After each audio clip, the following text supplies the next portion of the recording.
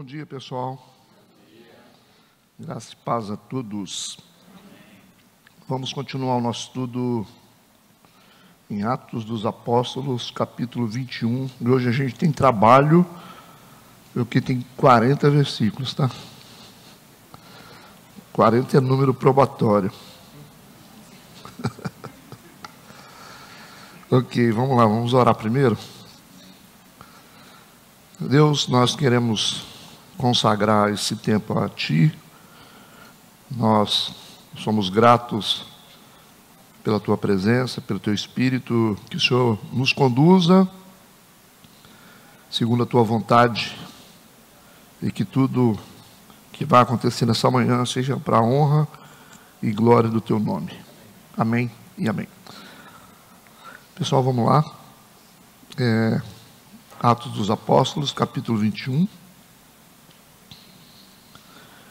Lembrando que nós estamos já na última viagem missionária do apóstolo Paulo, certo? É sempre importante a gente dar uma contextualizada. E quem não assistiu às outras aulas, vá lá no YouTube e procura lá, Estudo em Atos dos Apóstolos. Aí você vai pegar os capítulos que você perdeu, tá? Porque senão fica um entendimento totalmente fora do padrão, né? Quebrado. Então, no estudo passado, capítulo 20, Paulo ele vai se separar dos líderes de Éfeso e vai entrar num navio, lembram disso? Esse grupo que estava em Éfeso, eles vão ficar entristecidos, porque Paulo disse que eles estavam vendo ele pela última vez, né? Então, a partir daquele momento, eles não veriam mais a Paulo. Por isso eles ficaram muito tristes, né? Paulo estava se despedindo deles. E agora a gente segue, porque Paulo vai embarcar no navio. Vamos lá, versículo 1. Eu vou direto, tá? Versículo 1. E aconteceu que, separando-nos deles, separando de quem? Do grupo de Éfeso, né? Dos cristãos de Éfeso. Navegamos e fomos correndo caminho direito e chegamos a Cós, e no dia seguinte a Rhodes, de onde passamos a Pátara. Ok? Vamos só fazer uma exegese aqui desse versículo, para entender esses lugares. Cós aqui era uma ilha ao sul de Mileto. Eles gastaram 6 horas para poder chegar nessa ilha. Eles estão de navio, lembram disso, né? Diz que no dia seguinte chegaram a Rhodes, outra ilha, ficava a 50 milhas a sudeste, uma ilha paradisíaca, né? Cheia de belezas naturais. Depois ele diz que passamos a Pátara, uma cidade localizada no continente da Lícia, fica ao leste de Rhodes. É nesse lugar onde ficava o templo do Apolo, né? Deus grego. Nessa cidade de Pátara que ficava o templo de Apolo. Esse templo era chamado de Oráculo de Elfos, ok? Então, só para a gente entender um pouquinho dessas cidades onde ele está passando, e por fim, em Pátara. Vamos lá, versículo 2. E achando um navio que ia para a Fenícia, embarcamos nele e partimos. Então, se ele está num navio, ele vai tomar outro navio, embarcar em outro, por quê? Troca de navio, com certeza se dá, porque o navio anterior não fazia a mesma rota, para a Fenícia, né, que são águas mais profundas, e eles vão precisar entrar no navio cargueiro agora, que navega em águas mais profundas, por isso que eles vão trocar de navio. Versículo 3. Indo já à vista de Chipre, navegando, deixando à esquerda, navegamos para a Síria e chegamos a Tiro, porque o navio havia de ser descarregado ali. Rota comercial, né, eles fazem 2 dias de viagem até Tiro. O que é Tiro aqui? Tiro é uma rota, é uma sede do comércio marítimo, para o Oriente e para o Ocidente. Então havia aqui uma necessidade de parada para descarregar. Vocês estão entendendo o contexto? E essa parada deu ao apóstolo Paulo uma oportunidade para visitar alguns cristãos ali, locais, e experimentar algumas coisas que vão acontecer aqui. Então ele vai ficar parado ali por um tempo, né? E o apóstolo Paulo vai aproveitar para poder participar de algumas coisas ali. Vamos lá, versículo 4. E achando ali discípulos, a Bíblia chama de talmidim, né? Os discípulos. Na tradução original está escrito talmidim. E achando ali alguns talmidins, alguns discípulos, ficamos ali 7 dias. Agora vamos lá. E eles, pelo Espírito, diziam a Paulo que não subisse a Jerusalém. Então vamos lá entender esse versículo, porque está dizendo que os discípulos locais de Tiro, que estavam ali, disseram a Paulo e aos outros discípulos que estavam com ele, e que Paulo não subisse a Jerusalém. É isso que está escrito aqui? Disseram pelo Espírito. Então a gente entende que é uma orientação do Espírito Santo para que Paulo não vá até Jerusalém.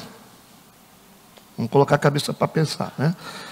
A gente acha aqui uma coisa que eu acredito que é bastante interessante. Paulo está procurando discípulos na cidade de Tiro. Legal, porque o texto está dizendo, achando discípulos, então ele está procurando, né, na cidade de Tiro. E ele recebe uma revelação desses discípulos, e me chama a atenção o espírito de unidade, né, dos discípulos na cidade de Tiro. Paulo simplesmente chega na cidade e procura alguns discípulos, né, como se você chegasse em Colatina, viesse de outra cidade e procurasse alguns crentes na cidade de Colatina. E esses crentes de Tiro, eles trazem uma revelação que o texto diz que é do Espírito, dizendo para Paulo não subir a Jerusalém. Ok? A unidade aqui é muito comum nos crentes daquela época, né? Mesmo estando alocados em cidades diferentes. A gente compara com os dias de hoje, a gente tem cidades com cristãos, mas os cristãos não se entendem, não se conhecem. Parece que tem vários deuses, né? Por exemplo, se chega alguém lá do Rio de Janeiro aqui, ele vai encontrar várias pessoas com pensamentos diferentes, espiritualmente falando, né? Naquela época, não, qualquer cidade que se chegava. Se o cara se intitulava cristão, ele tinha que falar a mesma língua e tinha que estar debaixo da mesma ordenação dos apóstolos, né? E hoje é assim? Hoje não é, nós somos bem divididos, né? Depende, se ele chegar na cidade, vai procurar os cristãos, vai chegar adventista, assembleia, metodista, batista, vai chegar todo tipo. E um metendo pau no outro. Você vai ficar, né, fica com eles, não, fica com a gente. Então a gente vê que a unidade de espírito da igreja local é muito interessante, é uma só, né? Não tem divisão, né? Então fica aí a dica para a gente poder pensar sobre o nosso posicionamento como cristãos dentro de uma mesma cidade, né? Nós estamos divididos, infelizmente. Isso coloca em dúvida se nós realmente somos cristãos. Eu queria abrir um parênteses aqui nessas palavras que está escrito aqui. E eles, pelo Espírito, diziam a Paulo que não subisse a Jerusalém. Quem está narrando a história é o Lucas. E o Lucas coloca bem em evidência Paulo, né? Porque prova aqui que Paulo é a liderança entre eles. Lembrando que Pedro também está ali. Então Paulo é a liderança, por isso que o texto está dizendo que eles, ou seja, os cristãos locais, né, da cidade de Tiro, diziam a Paulo que não subisse a Jerusalém. A gente vê aqui realmente os atos do Espírito Santo, que é realmente atos do Espírito Santo, porque é o Espírito Santo que está dizendo. Amém? Mas eu fiquei com a dúvida aqui, eu quero compartilhar com vocês, porque em Atos 20, voltando, versículo 22 a 24, eu quero ler junto com vocês. Nós vamos comparar com esse versículo 4 do capítulo 21. O capítulo 21, o versículo 4, diz que os crentes de Tiro, pelo Espírito, diziam a Paulo que não subisse a Jerusalém. Vamos colocar a cabeça para pensar agora, né? Atos 20, versos 22 a 24, diz o seguinte: e agora eis que, ligado eu pelo Espírito, ou seja, motivado, vou para Jerusalém. Ele está dizendo que vai para Jerusalém. E o texto está dizendo que ele, motivado pelo Espírito, agora não se preocupem aí com as traduções de vocês, que algumas está escrito em maiúsculo. Qual que está escrito em maiúsculo é Espírito? Aí, está vendo? Mas trata-se realmente do Espírito Santo, tá? Apesar de que a minha está em minúsculo. Então, por isso que você precisa de mais de uma tradução para poder interpretar a Bíblia. Por favor. E agora, eis que, ligado eu pelo Espírito, palavras de Paulo, vou para Jerusalém. Então, por que que no capítulo 21, os cristãos de lá disseram pelo Espírito para que ele não fosse para Jerusalém? Mas o Paulo está dizendo que, ligado, né, pelo Espírito, ele disse, vou para Jerusalém, não sabendo o que lá me há de acontecer, senão o que o Espírito Santo de cidade em cidade me revela, né, dizendo que me esperam prisões e tribulações. Essa era a única revelação que ele tinha do Espírito Santo, que onde ele estivesse, ele poderia esperar prisões e tribulações. Aí no versículo 24 ele diz o seguinte, em relação a essas revelações do Espírito Santo, de que ele encontraria prisões, né, em cada cidade, tribulação, ele fala agora, versículo 24, mas em nada tenho a minha vida por preciosa, ele disse, eu não estou nem aí para isso, tá? Mesmo sabendo que lá eles me esperam para me prender, para me atribular, ele diz, mas em nada eu tenho a minha vida por preciosa, não estou em defesa da minha própria vida, contando que se cumpra com alegria a minha carreira. Então ele disse, eu estou preocupado em pregar o Evangelho e cumprir a minha missão. E o ministério que recebi do Senhor Jesus para dar testemunho do Evangelho da graça de Deus. Então vamos entender. O que está escrito aí no capítulo 21?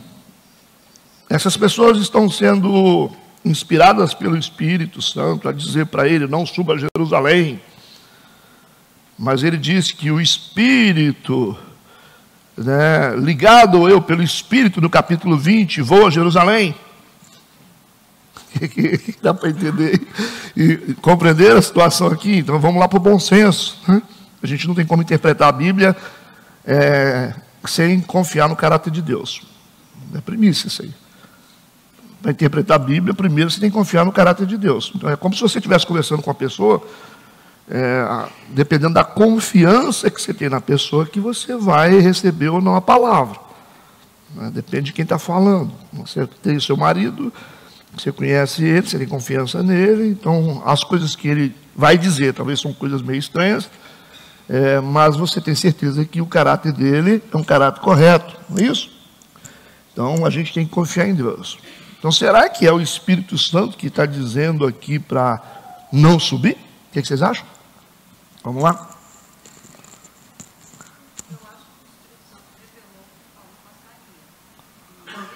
Que ele iria para Jerusalém? Passaria lá, todas as cidades, né? E eles estavam tentando impedi-lo por causa do que eles viram que aconteceria com ele. Sim, mas o texto está dizendo que eles estão falando pelo Espírito. E eles pelo Espírito, versículo 4, capítulo 21, e eles pelo Espírito diziam a Paulo que não subisse a Jerusalém. Deus está se contradizendo aqui? O que vocês acham? Se tem algum problema aqui, o problema está nos homens, não está em Deus. Então vamos lá, vamos entender. Com certeza, nos dois versículos, Paulo ouviu das pessoas a mesma coisa. A mesma coisa. Nos dois versículos ele ouviu a mesma coisa. Você vai encontrar tribulação, perseguição em todas as cidades que você for. Então, ele já sabe disso. Né? Em cada cidade, ele poderia esperar prisões e tribulações. Essas pessoas, tanto as pessoas do capítulo 20 como as pessoas do capítulo 21, ouviram do Espírito o que iria acontecer. O que eles ouviram, eles não está certo. O que eles ouviram é o que iria acontecer. Só isso. E por causa da revelação deles, que eles receberam do Espírito do que iria acontecer, o que está acontecendo? Eles vão aconselhar Paulo a não subir para Jerusalém. Confere? Tudo bem? Ou você vai dizer que o Espírito Santo está cometendo uma contradição aqui? Eles receberam uma coisa, é o seguinte, eu recebo uma revelação, ó, vai acontecer isso, lá. Aí eu falo, ó, vai acontecer isso. Aí você recebe a mesma revelação. Você pode dizer o seguinte, vai acontecer isso, então eu acho melhor você não ir. Então o que foi recebido pelo Espírito Santo aqui é a revelação de que ele encontraria em todas as cidades tribulação e perseguição, ok?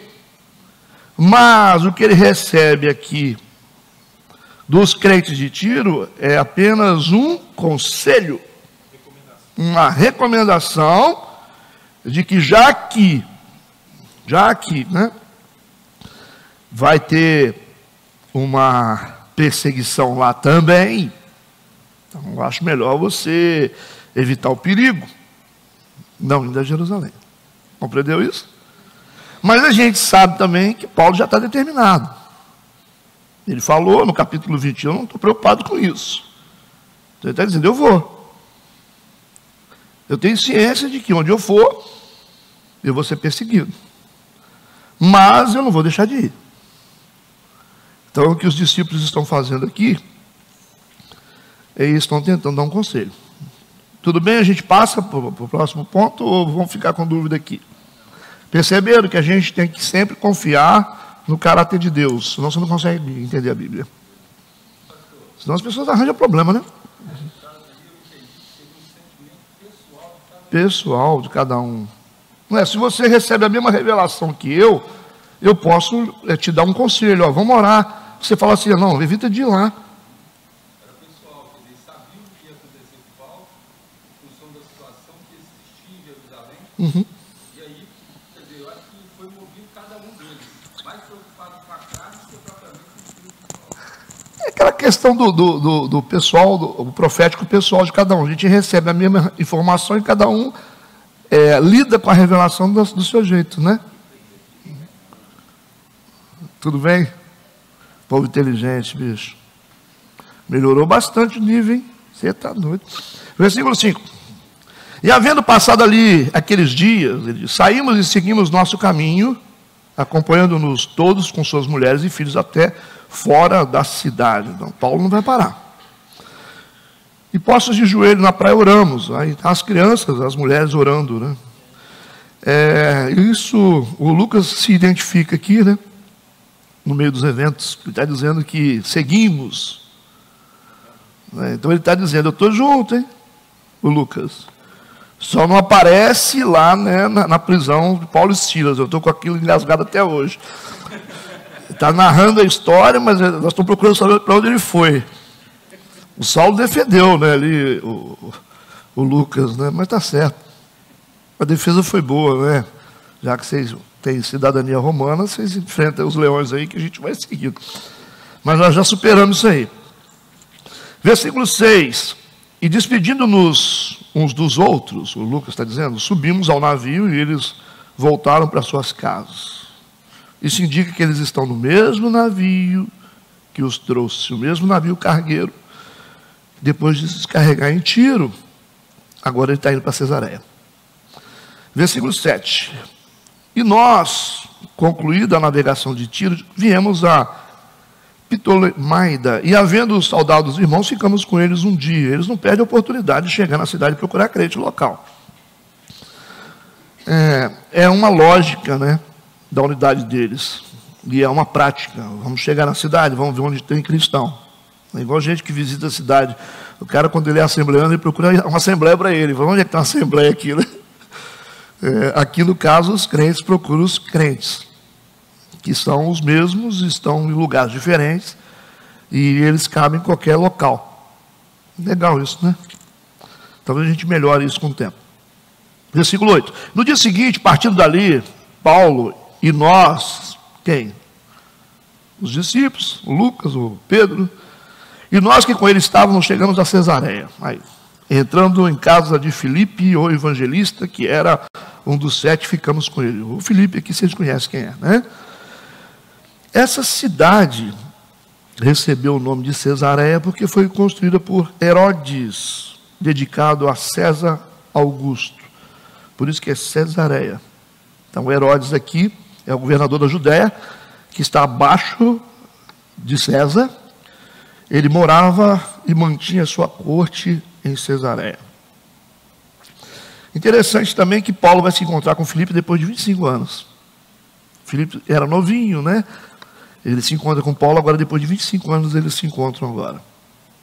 Versículo 9. E tinha este 4 filhas virgens que profetizavam. Então, as 4 filhas, virgens significa virgens no sentido de solteiras, o quê?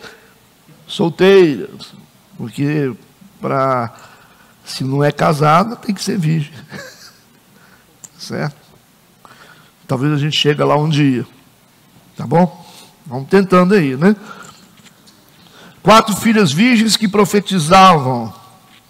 Vamos falar agora um pouquinho sobre profetizavam aqui, né? Aqui já mostra que a casa do Filipe era uma casa piedosa, uma casa de gente cristã de verdade. E as filhas estão conectadas na mesma visão aqui, né? Vamos abrir um pouquinho o leque na palavra profetizavam. Está cumprindo aqui Joel 2,28. Vamos ler Joel 2,28. Não é isso que falou a respeito do Pentecoste, da descida do Espírito Santo? Joel 2,28. E há de ser que depois derramarei o meu Espírito sobre toda a carne, vossos filhos e vossas filhas profetizarão, e os vossos velhos terão sonhos, e os vossos jovens terão visões. Então, as filhas do Filipe, elas profetizavam, ok? Agora vamos separar a palavra profecia da palavra profetizar. Que fique bem claro e que vocês saiam daqui com isso resolvido. Tá?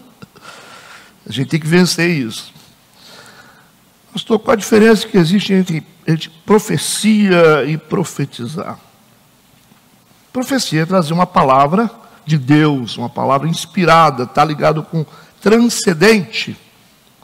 Você recebe aquele mistério, né, como um profeta, e você entrega para a pessoa, muitas vezes a respeito de coisas que não aconteceram, mas que vão acontecer. Isso é profecia, ok? Transcendente, transcendental, fácil de entender. O que é profetizar? Declarar, falar a palavra de Deus. Tem diferença? Quando alguém está pregando aqui, está fazendo o quê? Profetizando.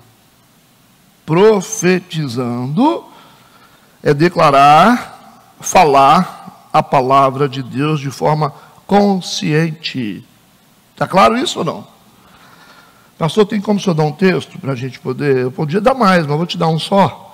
Ezequiel 37, versos 3 a 5. E me disse: filho do homem, porventura viverão esses ossos? Eu disse: Senhor Deus, tu sabes. Então me disse: profetiza. Profetiza o que você quer. Fala do que você acredita, fala do que a palavra de Deus diz.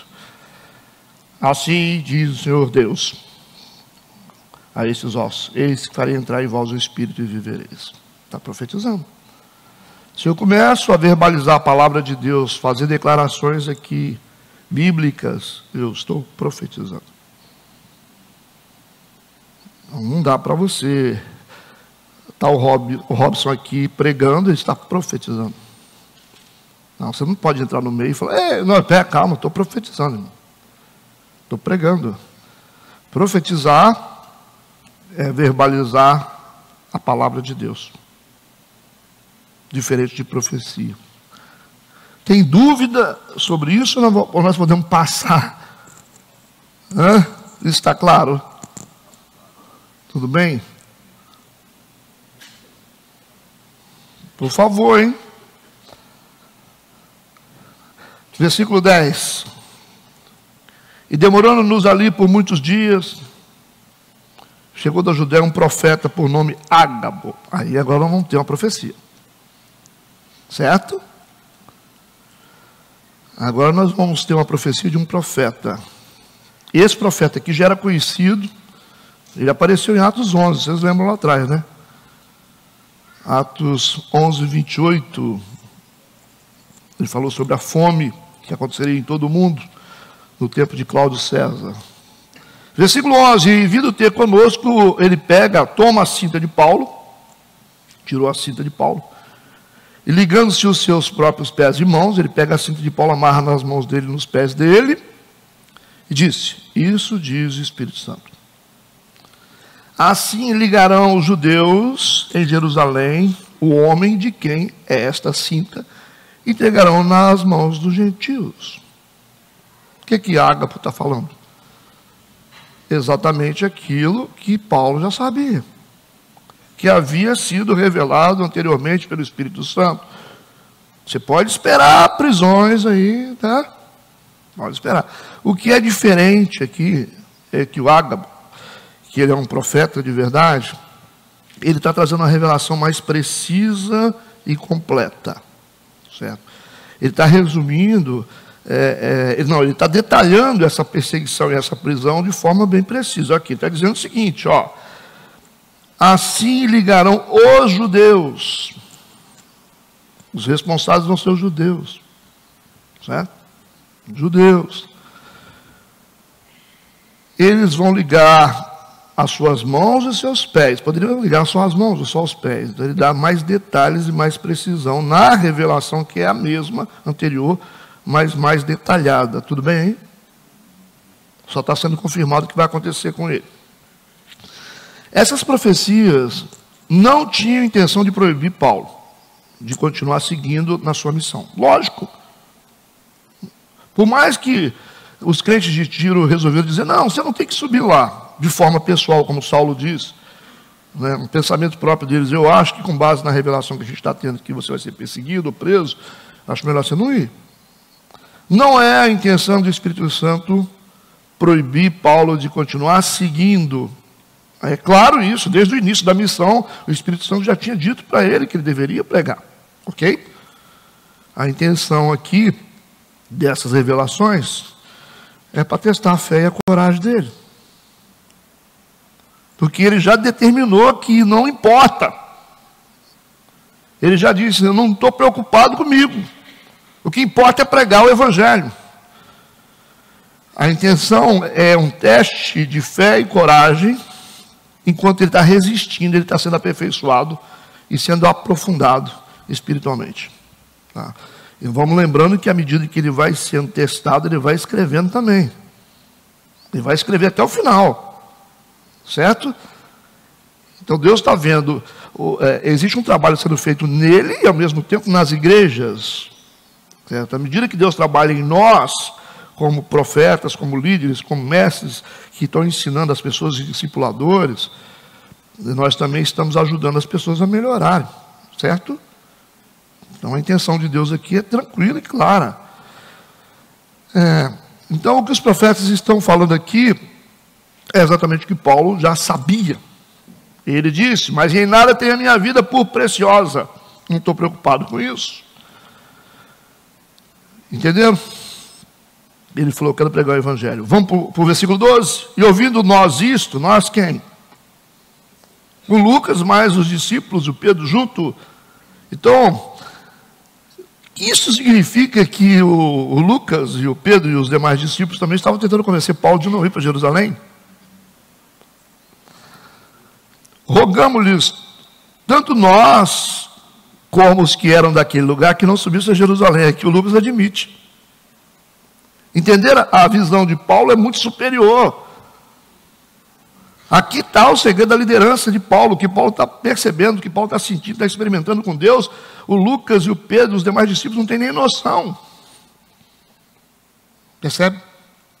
Porque ele está dizendo, ouvindo nós isso, né? Depois da revelação do Ágapo, ele falou, agora o negócio vai pegar mesmo, agora mais um profeta. Aí rogamos-lhe, ele disse, eu, Lucas, mas a turma que estava comigo, nós pedimos para ele não ir, não suba a Jerusalém. Na verdade, essa experiência particular de Paulo aqui com Deus é interessante, né?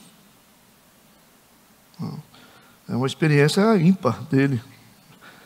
Que ele é o líder, então às vezes Deus está falando coisa para o líder que não está falando para os outros. Procede isso aqui ou não? Então, às vezes a gente não compreende para onde o líder está indo e por que está indo. Porque aqui nós temos o Lucas, nós temos o Pedro, nós temos mais discípulos tentando convencer Paulo de desistir de algo que ele já determinou no coração de fazer. Nós estamos vendo a mesma situação de Jesus Cristo. Aqui, Paulo se torna parecido com Cristo. Exato, né? Porque quando Cristo estava para ser crucificado, Pedro foi lá. Você não faz isso com o Senhor, não. Percebe? Mente de Cristo. Isso que faz a diferença entre cristãos e cristãos. Temos gente de todo tipo. Mas tem gente que está entendendo exatamente o que Deus está fazendo. Tem gente que está perdido, questionando, por que isso aqui? Se você estiver realmente ligado do mesmo Espírito, você vai entender. Aproveitando o que você está falando, é interessante que quando a primeira visão não veio através de um profeta, veio diretamente para ele, né? Quando a gente vê lá em 20, diz que eis que ligado eu pelo Espírito, ou seja, o Espírito Santo falou primeiro com ele.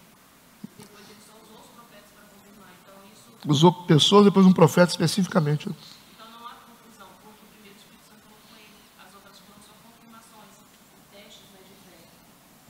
Show. Isso aí. Falam vocês? O negócio está melhorando. Versículo 13. Aí o Paulo vai dizer o seguinte. Paulo respondeu para os discípulos, para o doutor Lucas e para o Pedro: o que fazeis vós chorando?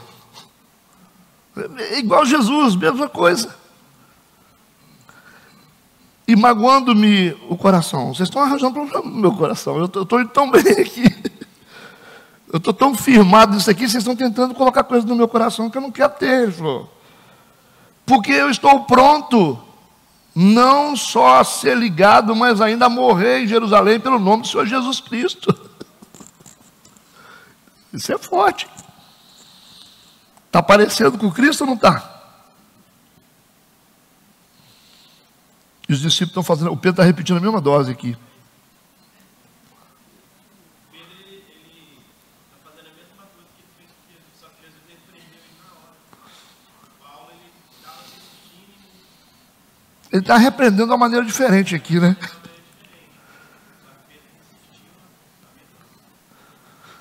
Versículo 14. E como não podíamos convencê-lo, o Lucas admitiu, né? Agora esse ponto aqui é importante, hein? Nos aquietamos dizendo, faça-se a vontade do Senhor. Ué, então quer dizer que está tentando fazer a vontade deles até agora? Percebe? Eles estavam tentando fazer a própria vontade deles e lutando contra a vontade de Deus. De boa intenção o inferno está cheio, né? Muitas vezes nós estamos lutando contra a própria vontade de Deus, com as nossas boas intenções. O Pedro está fazendo o papel do diabo, tentando impedir Jesus de ser crucificado. Aqui eles se desarmam e dizem assim, então faça a vontade do Senhor. Nós somos assim, às vezes, né? Luta, não, que a vontade do Senhor seja feita. Eu deveria ter sido feita já desde o início, né? Que era perfeita, boa e agradável, né? Versículo 16. Versículo 15, né? Depois daqueles dias, havendo feito os nossos preparativos, subimos a Jerusalém. Foi, irmão. E quem quiser que vai junto. Paulo está concluindo o seu propósito, que ele disse antes de viajar por vários lugares, por fim, passar em Jerusalém e no final ver o quê? Roma, que é o ponto final da vida dele. Ele está se deixando levar. Vamos embora, vamos seguir. Versículo 16, e foram também conosco alguns discípulos de Cesareia, levando consigo um certo Minasson, se tiver alguma pronúncia diferente, você me fala. Cíprio, discípulo antigo com quem havíamos de hospedar-nos. Esse discípulo aqui, ele é antigo, isso significa que ele já foi gerado na época de Pentecostes, e provavelmente a partir daquela pregação de Pedro, no meio dos 3.000 que foram convertidos na pregação de Pedro no Pentecoste. Esse discípulo Mnason, ele provavelmente veio desse grupo. Era nativo de Chipre, mas morava em Jerusalém. Versículo 17. E logo que chegamos a Jerusalém, agora vem, né? Os irmãos nos receberam de muito boa vontade. Ó, Jerusalém estava infestado de cristão. Porque foi ali que começou, né? E no dia seguinte, Paulo entrou conosco em casa de Tiago. Tiago era líder ali da igreja local. E todos os anciãos vieram ali. Aí juntou a liderança. E havendo-os saudado, contou-lhes por miúdo que por seu ministério Deus fizera entre os gentios. E ouvindo, eles glorificaram ao Senhor e disseram-lhe: bem vês, irmãos, quantos milhares de judeus há que creem, e todos são zeladores da lei. O que Paulo está preocupado aqui? Está preocupado com perseguição? Esse é o tema do Paulo. Paulo não está preocupado com perseguição em Jerusalém, morte dele, prisão. Não está preocupado. Ele está preocupado aqui com a missão evangelística, o sucesso da missão. É isso que ele está dizendo. Esse é o assunto dele. Ele contou minuciosamente a todos o que Deus fez entre os gentios. E eles ouviram isso e glorificaram ao Senhor. E disseram: bem vês, irmãos, quantos milhares de judeus se converteram e são guardadores da lei. Eram zelosos e se converteram. Esse é o assunto. E ele está justamente dentro do lugar mais perigoso para ele agora. Versículo 21. E já acerca de ti foram informados. Ele disse: olha, o pessoal de Jerusalém já sabe que você chegou. O Billy Graham chegou na cidade, né? Como é que faz? E já acerca de ti foram informados de que ensinas todos os judeus que estão entre os gentios a apartarem-se de Moisés, dizendo que não devem circuncidar seus filhos nem andar segundo o costume da lei. Os cristãos locais já estão sabendo, e todos os judeus religiosos, os ortodoxos, os guardadores da lei, ali, perseguidores, está todo mundo sabendo que ele chegou na cidade. E a calúnia de que ele está ensinando os judeus a se apartarem de Moisés, porque isso é uma mentira, né? Já chegou também na cidade, certo? Versículo 22.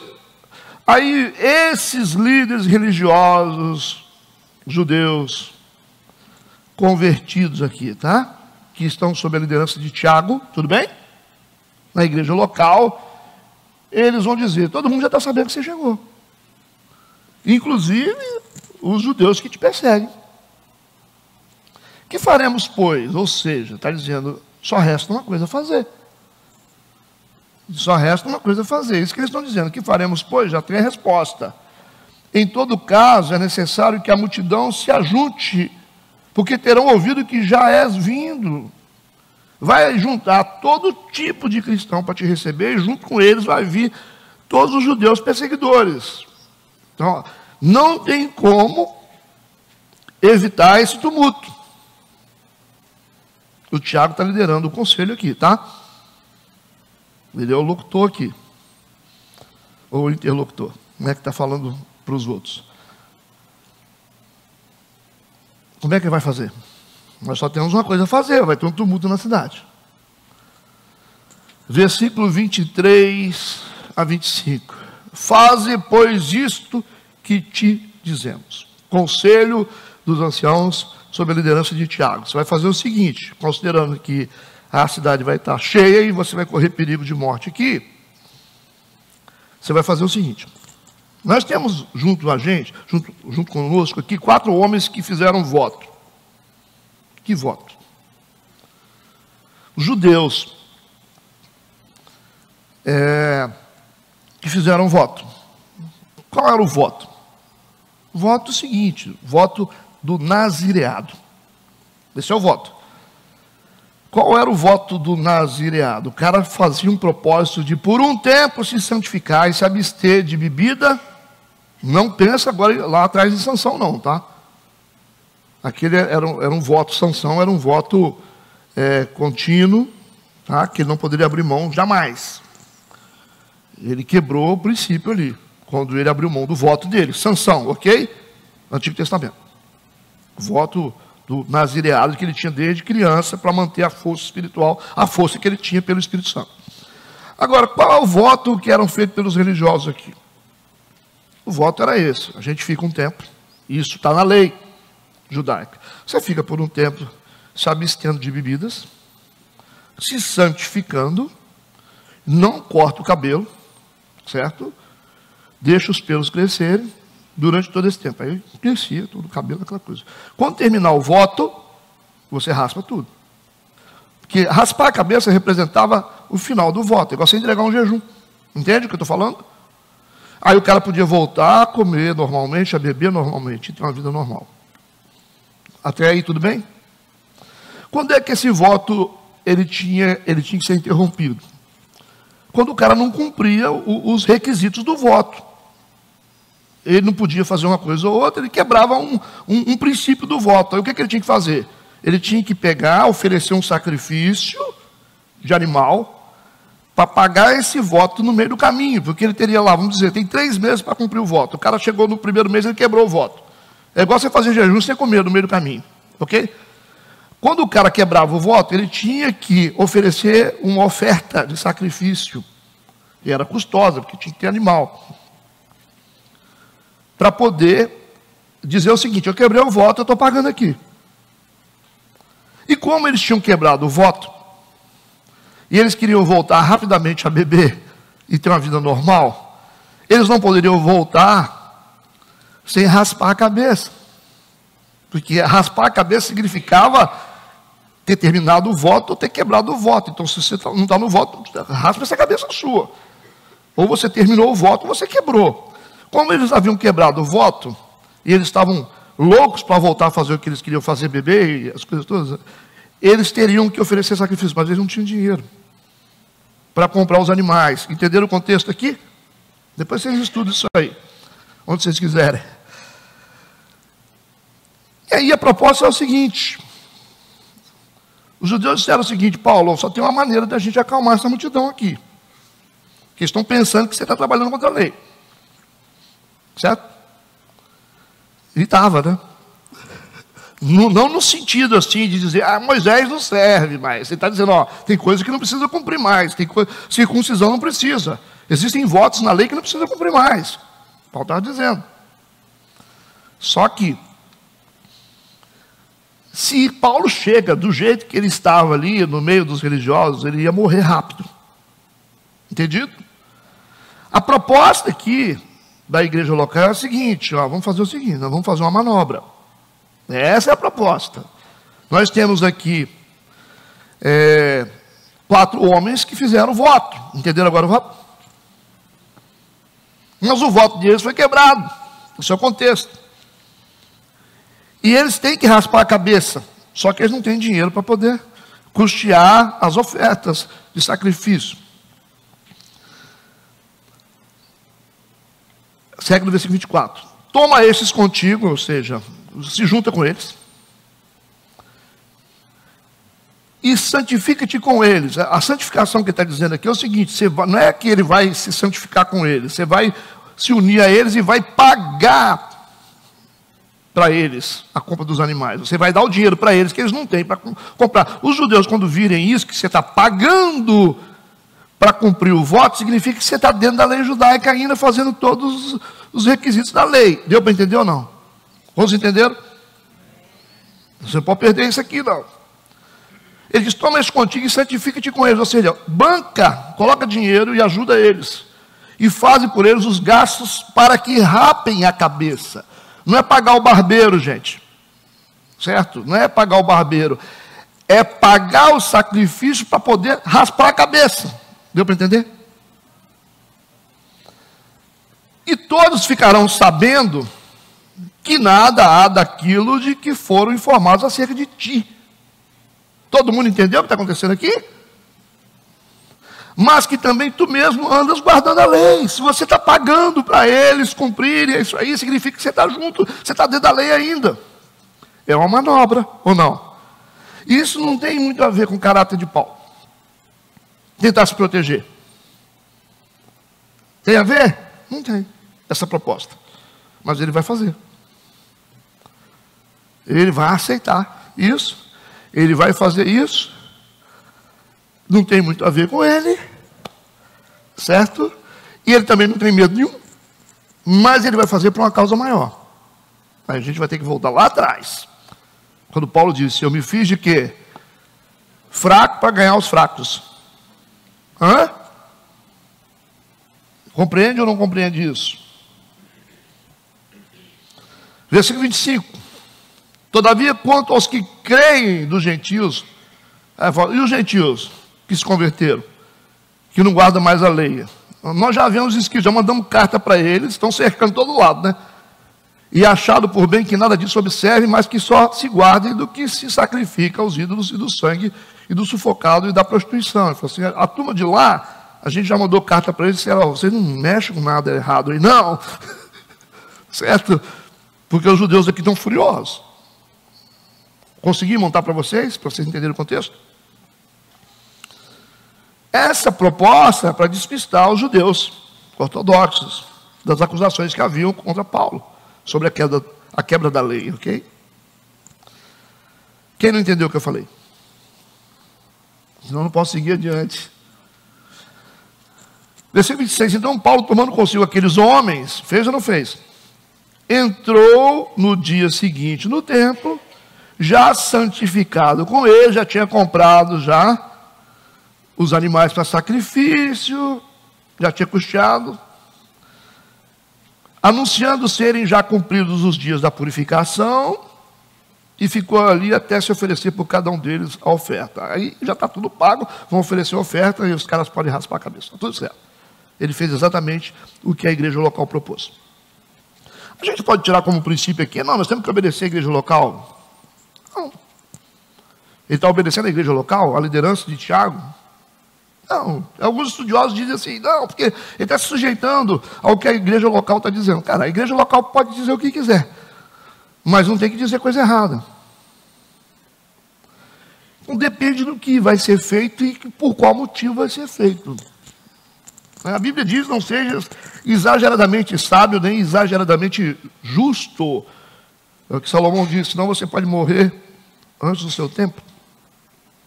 Esse negócio de ser exageradamente justo, exageradamente sábio, a gente tem que fazer de besta mesmo.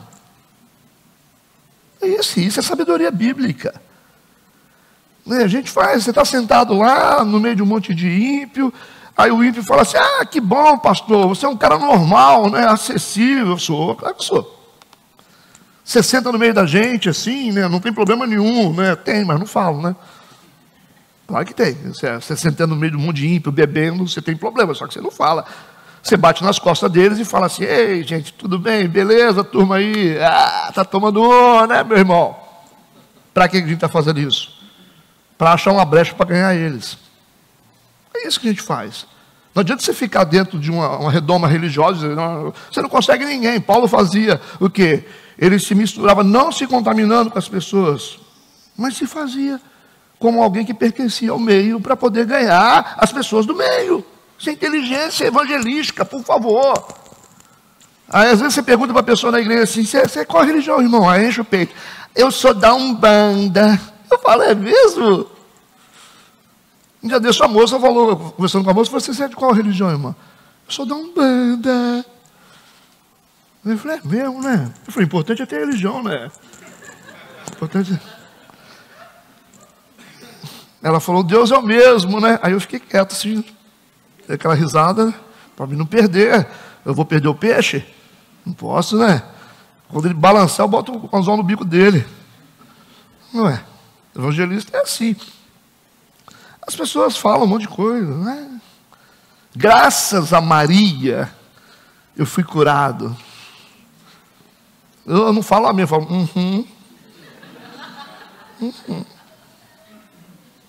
Aí a pessoa te chama para tomar um café, fala, pastor, não tem problema com isso. Né? Mas quando eles querem saber a verdade, a gente fala.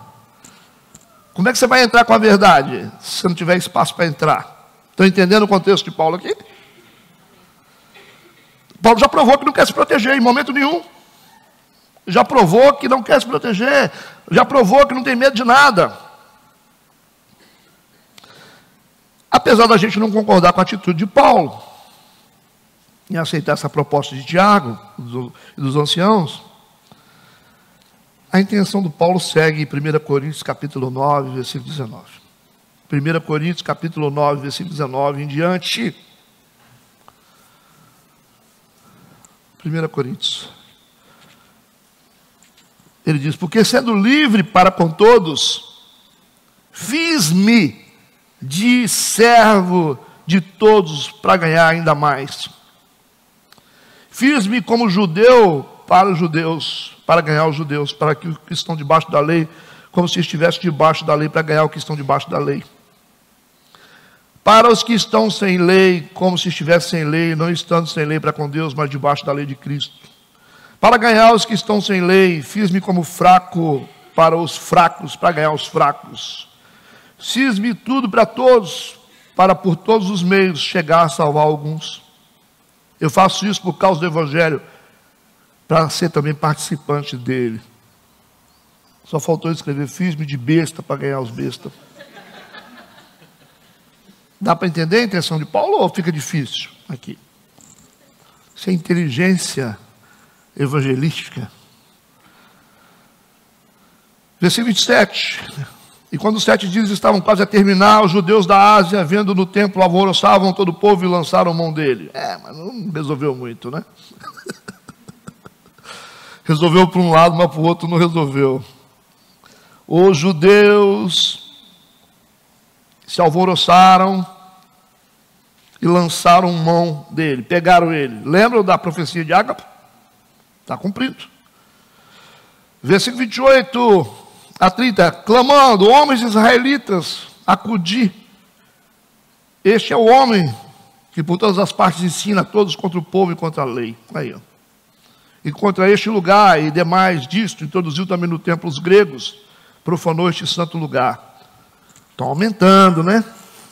Porque tinham visto com ele na cidade de Trófimo e de Éfeso. Esse cara foi convertido, né? Era gentil, o qual pensava que Paulo introduzira no templo. O cara gentil dentro do templo judeu, né? O cara que não é circuncidado, um problema sério. E alvoroçou-se toda a cidade, e houve grande concurso de povo, e pegando Paulo, arrastaram para fora do templo, e logo as portas se fecharam. Está aí. Paulo foi pego. Sabe lá Deus o que aconteceu lá dentro, né? É tapa na orelha para cima e para baixo. Versículo 31. E procurando eles matá-lo, já estão batendo, né? Chegou a notícia ao tribuno da corte, o aviso de que Jerusalém estava toda em confusão. Isso não é bom para o Império Romano. A notícia chegou às autoridades romanas, aqui chegou ao comandante do exército, que é o tribuno da corte. Versículo 32. O qual, tomando logo consigo soldados e centuriões, correu para eles, e quando viram o tribuno e os soldados cessaram de ferir a Paulo. Os judeus ficam com medo, né, do Império Romano. Aí pararam, né? Por quê? Porque não pode, gente. Você não pode sentenciar uma pessoa sem passar por uma audiência pública ou um julgamento. Isso é lei romana. Os romanos são mais coerentes do que os judeus aqui. Entende? Por isso que o reino das trevas, o império das trevas, né? Às vezes é muito mais organizado do que nós que dissemos que nós somos da luz. Não é verdade? Vocês têm dúvida que o inferno é mais organizado do que a igreja? O que vocês acham? Pelo menos lá tem hierarquia, né? Aliás, tem muita coisa que é muito mais organizada que a igreja. Qualquer centro de macumba é mais organizado que a igreja.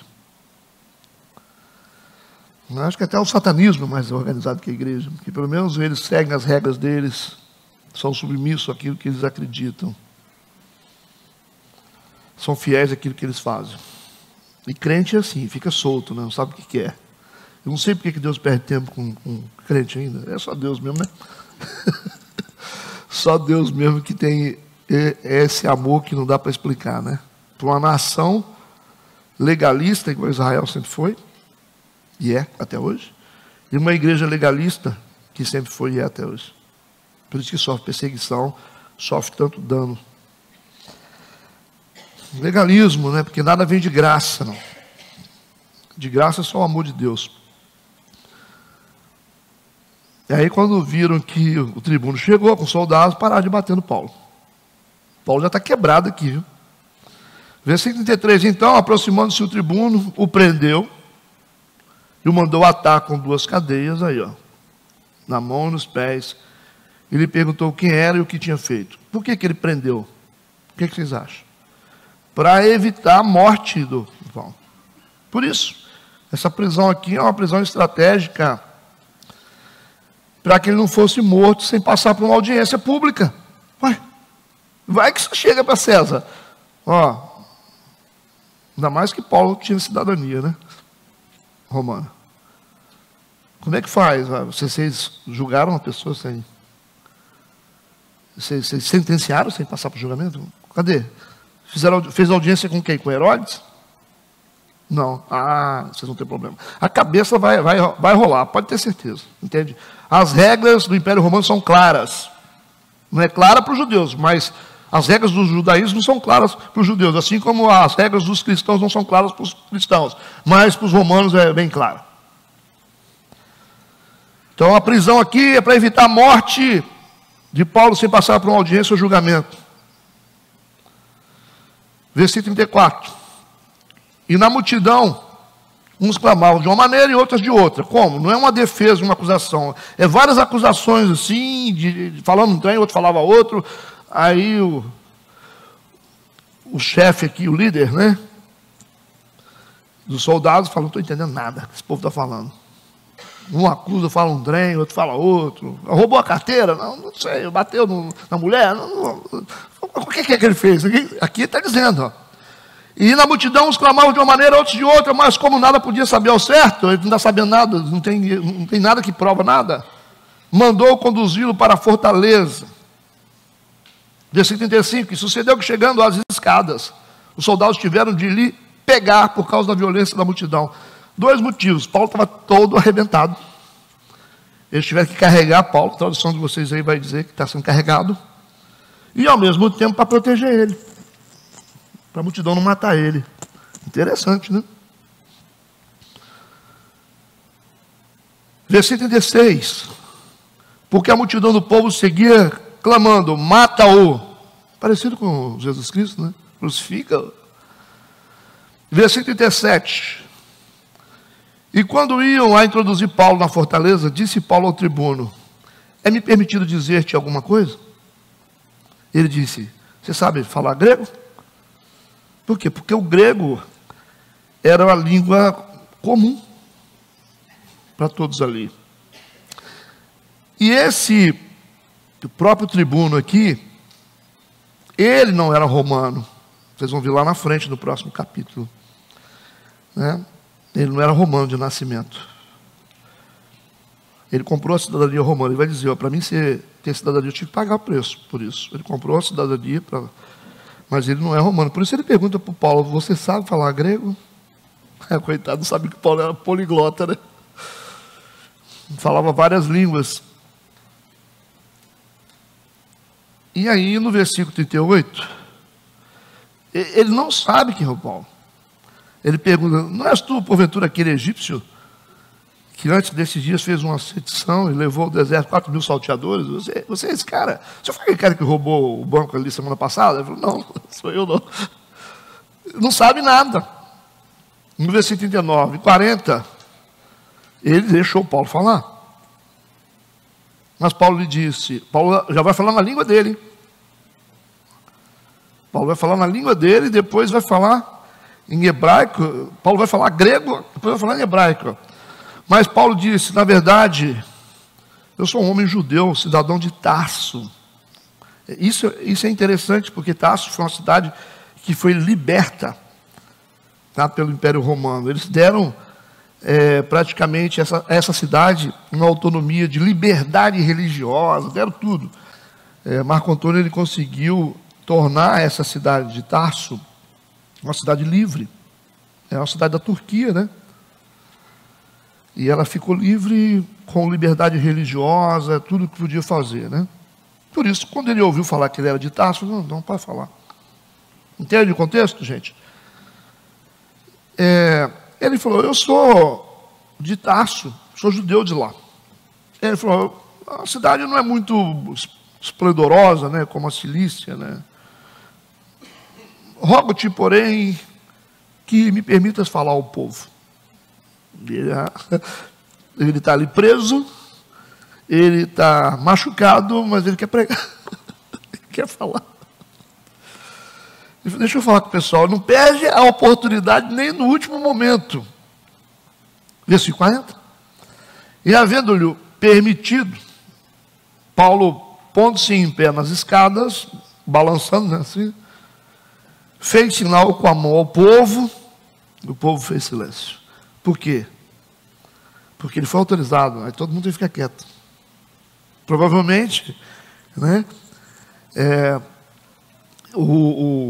esse líder aqui, ele já disse o seguinte, todo mundo ficou quietinho.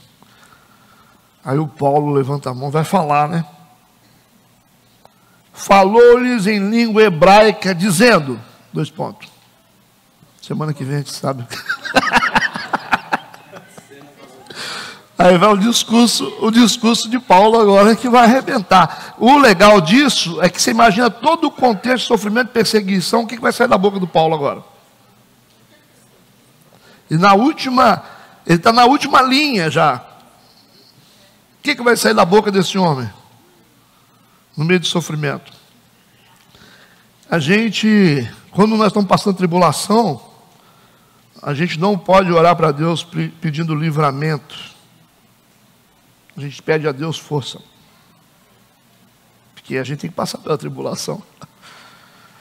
Certo? Ele não pediu nenhum momento de livramento aqui. Ele não. Ele pediu força. Me dá força e resistência. Se eu tenho que passar por isso, que tem algum propósito, né, na minha vida, me dá força para atravessar. Os crentes falam, me livra, Deus, me livra dessa tempestade, me livra dessa dificuldade. É uma oração errada, né? Porque tribulação, dificuldade sempre produz algo positivo na gente, né? Tudo bem? Então nós fizemos hoje 40 versículos, um capítulo muito interessante. É, né? Pequenininho. Terminar hoje, hein? Ai, ai. Tudo bem, gente? Alguma dúvida ou alguma fala relevante? Não joga conversa fora, tá? Como é que está aí a situação? Entenderam, né? Vocês entenderam tudo? É legal porque a gente acaba entendendo o que está acontecendo ali, os pensamentos, os sentimentos, né? E isso torna Paulo cada vez mais interessante, né? Vamos encerrar. Oremos. Obrigado, Deus. Obrigado, Pai, por essa manhã na sua casa, pela conclusão de mais um capítulo da tua palavra. Nos leve para casa abençoados e guardados pelo teu poder. Nos dê um culto de bênção esta noite, no nome de Jesus. Amém, amém.